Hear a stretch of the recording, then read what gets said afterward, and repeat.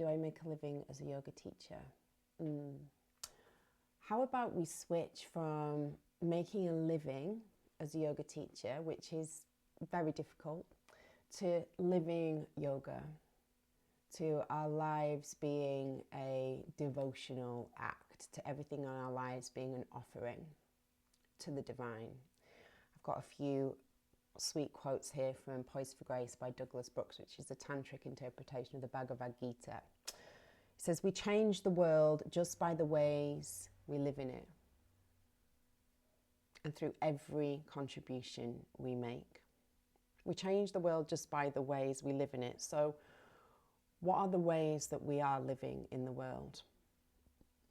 Are we grasping and reaching and comparing and in our limited stories and in a kind of suffocating poverty mindset? Or are we living in the world? Are the ways that we're living in the world coming from a deep sense of communion and relationship with something bigger than ourselves? Are we living and breathing the teachings of yoga?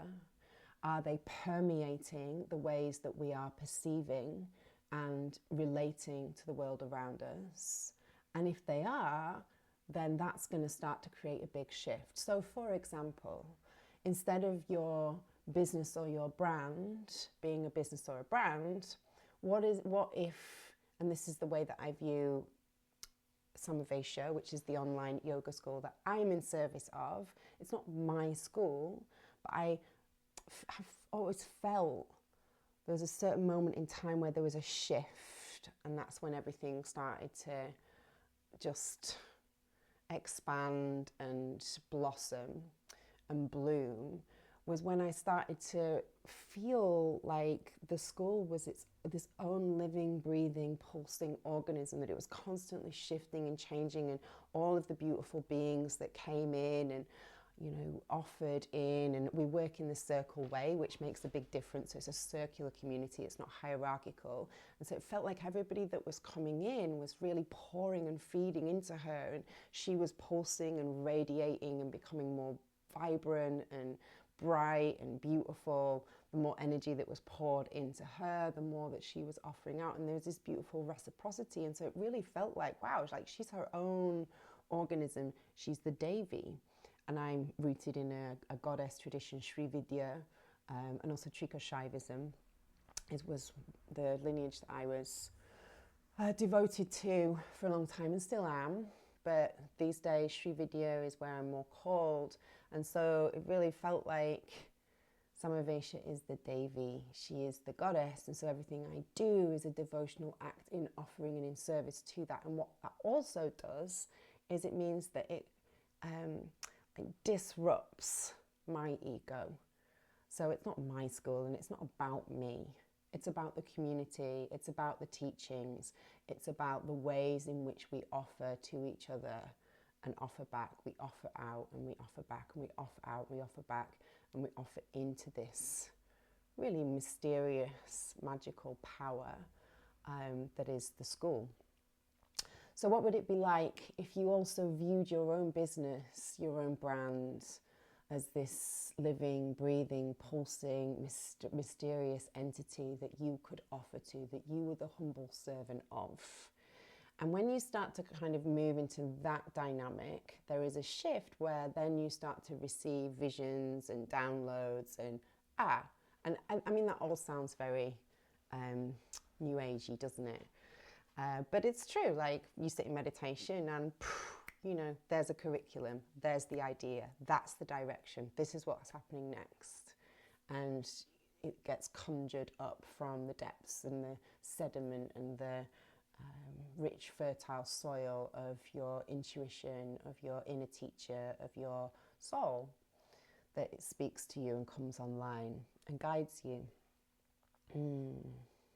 Dharma is about making our best choices, seizing upon opportunities and creating a structure that would allow us to build a future.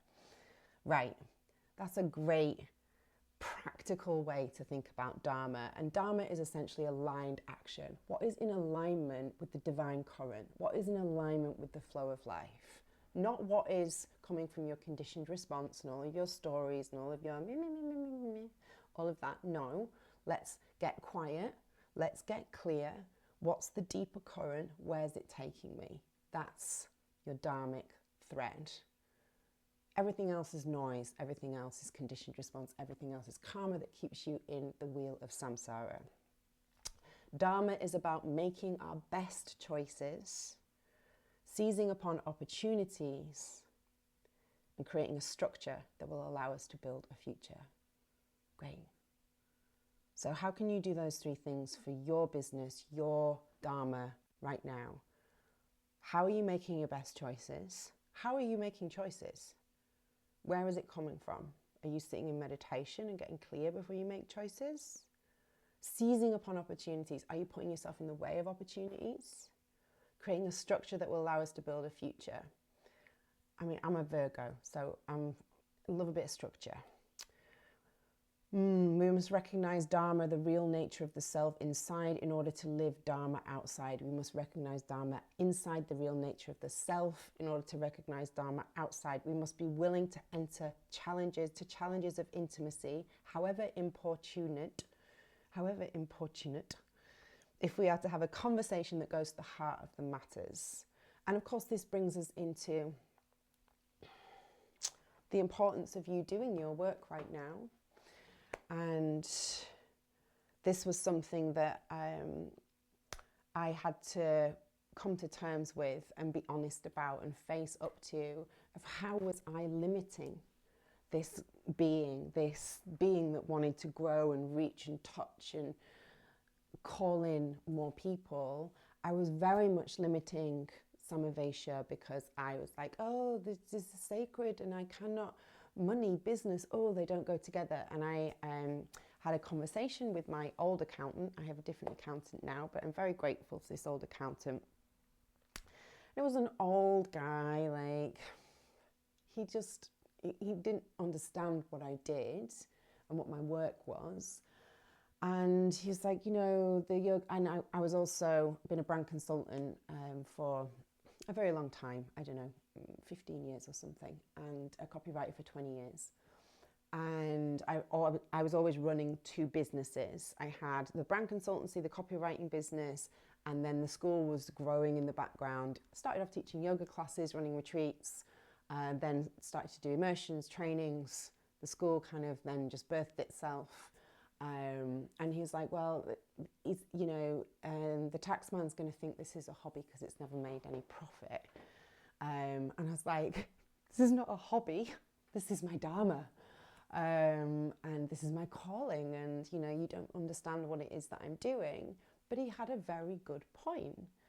Like, in order for her to widen her reach, in order for the community to grow in a way that doesn't lose contact with the center and the heart, the beating heart of the Devi that is Samavesha, in order for the community to grow and ripple out in organic waves, it needs to be financially resourced, and I need to have money coming in. And that is what has then happened in the last 18 months. I did a coaching course. It cost me $2,000. I didn't have that money at the time. I hadn't had any work coming in for my brand consultancy and copywriting for 4 months, which was the first time in the 15 years that I'd had that business. It had gone very, very quiet. I was like, I think it's time. I think it's time. I'm being told. So I trust. Like, the upper level is, oh my God, there's no work. I've got no money. No. What's happening? The deeper current was, it's time. Let's do this. I spent what was, my lower savings. I was running out. Spent it on this coaching course. I was doing this coaching course. Like, I could do this. I could do that. And I spent the next 12, 18 months implementing everything I learned on that course and weaving together all of my knowledge as a brand consultant and copywriter, all of the wealth of marketing knowledge that I've gathered over the 2 decades, with all of the wealth of knowledge that I've gathered from building an online school over the last 6 years and building many, many, many courses. I have an online a monthly membership. I run 2 online teacher trainings, a 250-hour and a 300-hour. I have a 10-week group coaching program. And so I implemented all those things, and then that's what I want to share with you. So all the information is below in the comments, and I hope we get to meet.